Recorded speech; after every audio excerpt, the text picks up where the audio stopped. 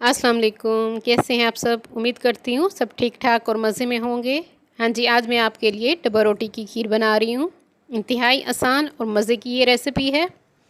मैंने तकरीबन 2.5 tablespoon oil डाल दिया है। आप घी भी इस्तेमाल कर सकते हैं। ऑयल को हम गर्म होने देते हैं।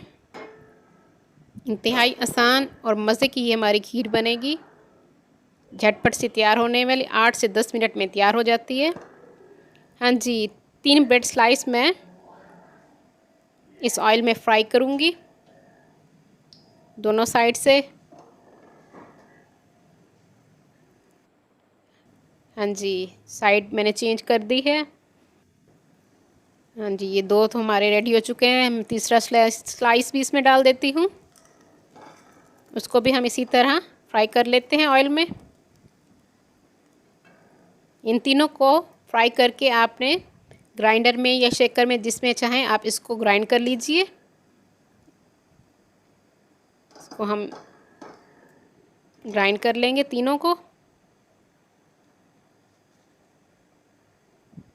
हाँ जी, ब्रेड स्लाइस हमारे फ्राई हो चुके हैं ऑयल में।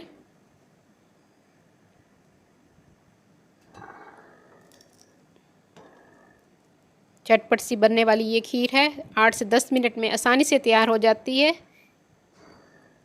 आप बच्चों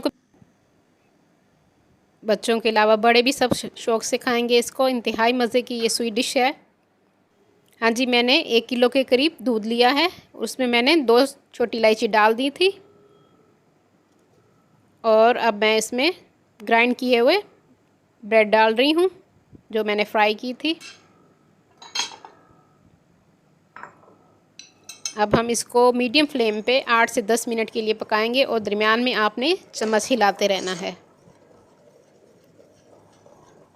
हाँ जी, मेरी रेसिपीज़ आपको पसंद आ रही हूँ तो मेरे चैनल को सब्सक्राइब कर लीजिए, लाइक और शेयर ज़रूर कर दिया कीजिए मेरी वीडियो को।